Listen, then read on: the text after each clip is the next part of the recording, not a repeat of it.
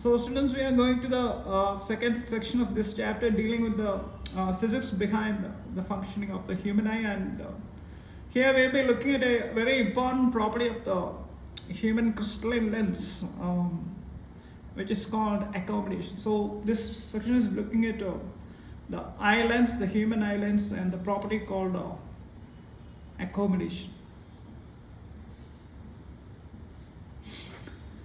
Now, the human lens, the eye lens, the crystalline lens has an extraordinary property by which it can change its curvature.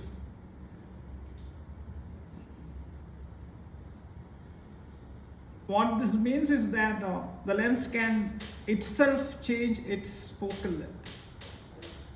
That's quite an extraordinary property, and let's look at how this functions. Suppose we are looking at distant objects. So we are looking at distant objects. What happens is that the muscles, that's the ciliary muscles, so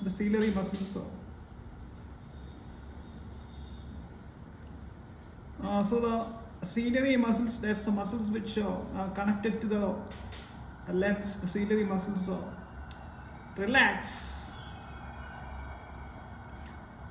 So the lens becomes thin. So the lens becomes thin, and what happens is that the focal length increases. So the focal length increases. Now, what about what's the situation when you are looking at close objects? Obviously, the changes will be reversed. That is, the muscles will contract, the ciliary muscles contract. Naturally, the lens will become thin. Lens becomes thick, and obviously the focal length decreases.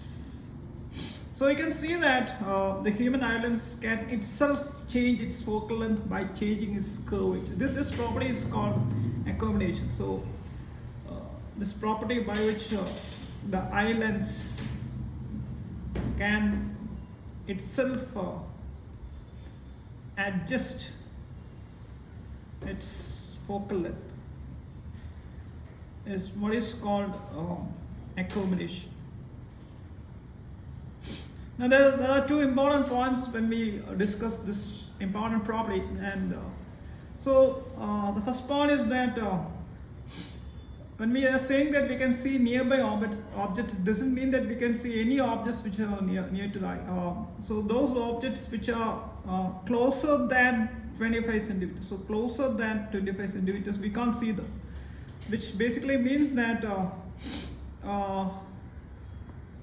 an object has to be at least 25 centimeters from in front of the human eye, so that we can, I'm speaking about the normal human eye. So an object has to be at least 25 centimeters in front of the human eye to see it clearly. This distance is what is called the least distance of distinct vision. It's also called the near point of the eye. Obviously, it means that if you are trying to read a book which is kept lesser than 25 centimeters in front of the eye, you won't be able to do it. Now, on the other side, interestingly, you can see objects which are at what is called the far point is actually infinity. Infinity means I'll explain it shortly. So you can see objects at infinity, and that's referred to as the far point of the eye. Now, an important key aspect here is that when we are seeing infinity means a huge distance from the eye. So does it mean that suppose suppose this seashore, and you're seeing a faraway ship, and something like a ship, and there is something written on the the ship, suppose the ship has a flag and there is something written on the flag. Can you see it? I mean, when we are saying that you can see objects, or you can see image at infinity. Does it mean that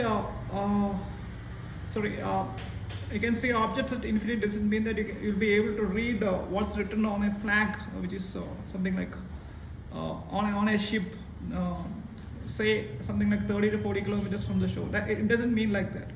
It only means that you'll get to see the ship as such. So not the point infinity doesn't mean that you can see at any distance and you can clearly read what is written at any distance. That's not the point. You'll be able to recognize what is the object. That's the key point. So infinity is the far point of the eye. And there's one more point in this particular section. During old age, in a lot of individuals, the islands becomes milky and cloudy, which means that the vision becomes blurred and hazy, and this condition is called cataract.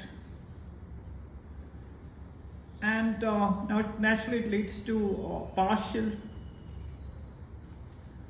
or complete loss of vision.